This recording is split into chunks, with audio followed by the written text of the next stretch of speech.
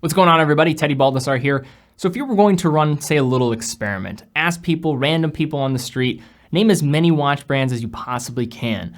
I don't think you would get many watch brands listed, but if you had to predict what brands would be mentioned, especially from a luxury or a mechanical watch perspective, of course you'd probably hear about Rolex, maybe Omega, but I think you also would hear about TAG Heuer, because I think from the top 3 to 5 in terms of mass market popularity, TAG is certainly in the conversation, especially in the US market where I am from. I think a lot of this has come down to their great distribution, authorized dealer network that they have and really have expanded over the last 30 years. But as you get farther down into the watch enthusiast circles, this becomes a brand that is very polarizing. People have a lot of opinions about this brand, the traditional Heuer brand, where the brand is today. There's a lot of opinions about it. But today I wanted to look at a watch that I think collectively is one that TAG really knocked out of the park in a lot of ways. It's been probably my favorite TAG watch for quite some time, ever since it was released in 2017 with this Autavia Caliber 2. So in this video, we're gonna take a closer look at this piece, and then at the end, really just dive into why I enjoy this watch and why it's, I think, one of the more appealing offerings from TAG and why I think it's probably a good format to follow in the future, and kind of finding that happy medium in terms of mass market appeal as well as enthusiast interest. So guys, let's jump into it.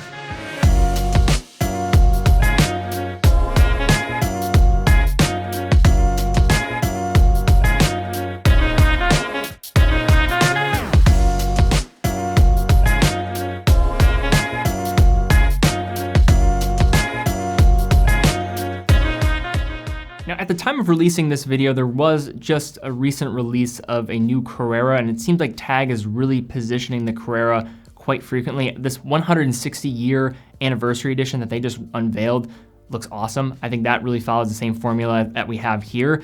But in the last 3 to 5 years, I think there's a short list of watches from TAG that I have absolutely loved in terms of a design perspective, and then also being a little bit different even from a value perspective, with this having an in-house vertical clutch column wheel chronograph movement within. But when thinking about the world of legendary chronographs, the Autavia needs to be considered in the conversation. Its creation as a wristwatch first emerged being designated as an automotive and dashboard clock first, and also finding its way into aircrafts. This original form and use led to the eventual creation of the Autavia as a wristwatch in 1962, which the name really just paying honor to its original functions and design, while continuing to allude to its original function with its name itself, with the first part of the name referencing more of the racing and automotive side, and then the part at the end referencing more of that aviation type of use case. But in 1962, TAG Heuer was really responsible in offering up this new chronograph from the brand with the Autavia. The watch became a fixture in the world of chronographs, adapting well in the world of motorsport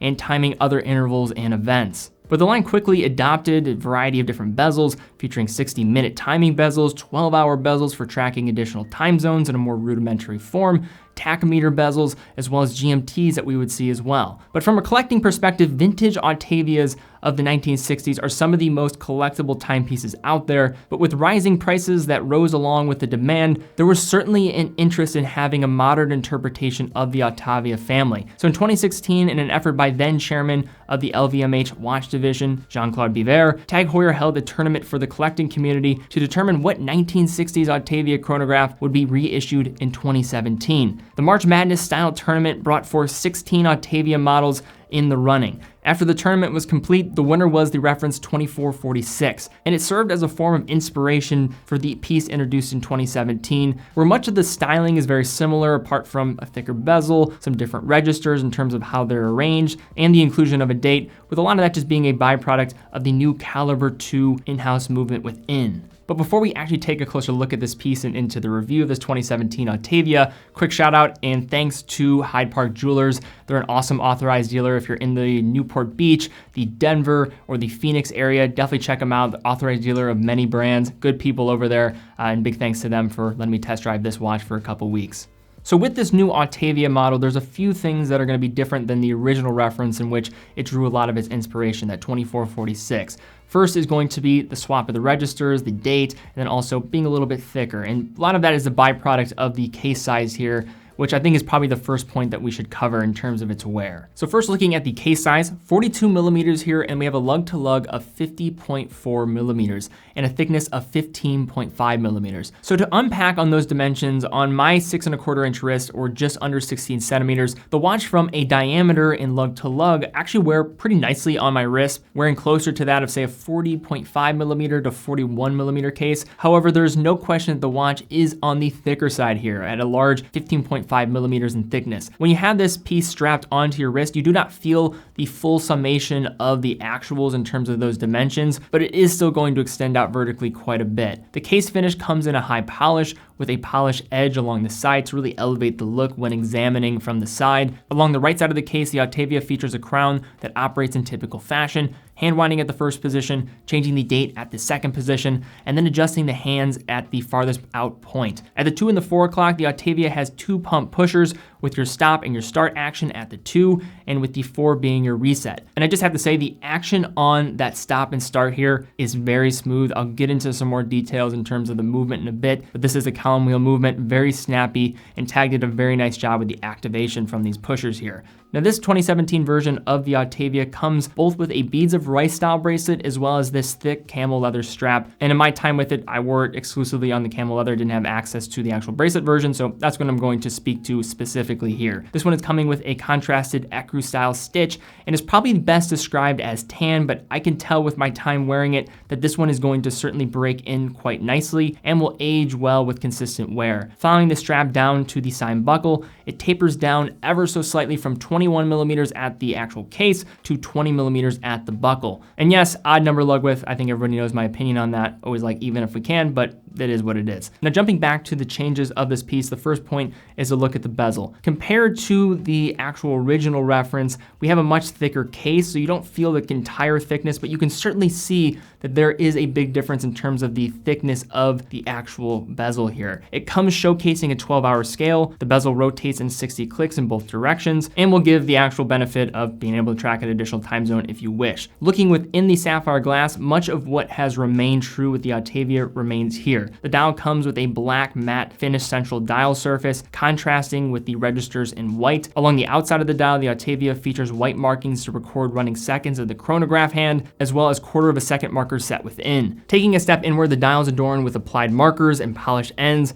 and then satinized central points with faux lume markers right to the outermost points that will match well with the shade of the strap. Now, just to take a step back and to express one of the reasons why I enjoy this piece is just its overall approach to design and certainly appealing to the vintage side of things. Here at the 12, we have a Heuer logo, so that vintage Autavia Heuer logo that looks, in my opinion, really fantastic. And then from there, it follows a similar style handset as well as a register display. So at the center here, we have a 3 handset with pencil style hands for the hour and minutes, and both containing superluminova to match the points on the dial markings along the outside of the dial. The 3 register display contrasting in white have a different arrangement compared again to that original design where much of the inspiration is drawn. So the 9 o'clock register here measures 12 hours, and the 6 o'clock measures 60 seconds, and then the 3 o'clock measures 30 minutes. Those 9 and 6 o'clock registers are flipped on the previous vintage reference. And this overall inclusion of that date window as well as that arrangement of the registers is a byproduct of that in-house chronograph caliber 02 on the flip side. Now, one thing I think we take for granted in watchmaking until you have to send one in for service is chronographs, the complexity behind them. In terms of getting into chronographs from a mechanical level, I mean, you could look at like a Seagull, for example, is probably the best entry door into just mechanical chronographs, but it's also made in China, and usually the production costs are gonna be way down.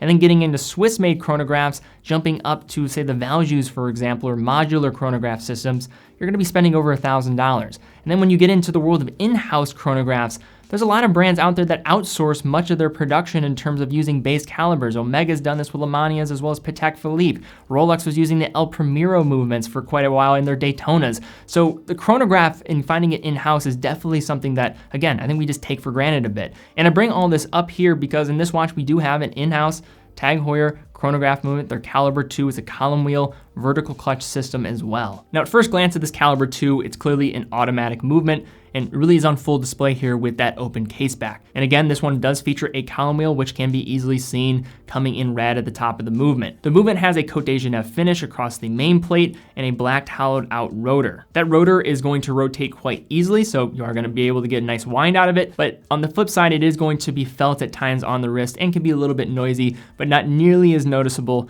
as, say, a Valjoux, for example. Now this move is going to operate at 28,800 vibrations per hour, 4 Hertz, hacking and hand winding present here, so hacking stopping that second hand when you pull out the crown to the farthest position, and then a power reserve of 80 hours. Now I tend to have a love-hate type of relationship with reissuing watches or vintage-inspired pieces pulling back from the catalog.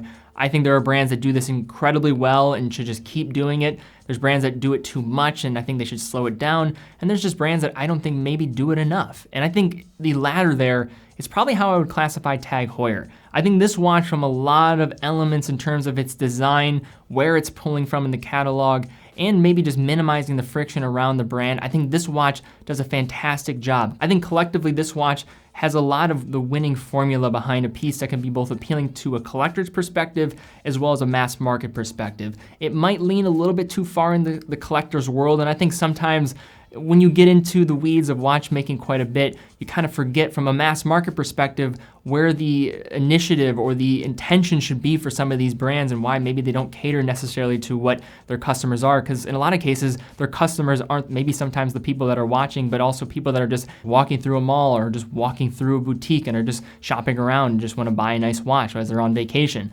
That sometimes is the target demographic at times, but when you can really combine both worlds and then ultimately bring back something that is rich in history, which is the Heuer brand, in a watch, I think this Autavia really nails it. It's not perfect in a lot of ways, but I think it follows a formula that I think I'd love to see TAG continue in the future. And I think a lot of that polarization around the brand would continue to dismiss if this was more of the focus. Great design, it is thick, and I think that's one of the big gripes with this piece. But in terms of the style of it, also pulling in an in-house chronograph movement and a price tag right around $5,000, it's a more appealing offering from TAG than I think a lot of their other pieces. And I think we're seeing with that Carrera 160-year anniversary edition that I just mentioned earlier in the video, that one's around 39 millimeters, I believe, 14 millimeters thick.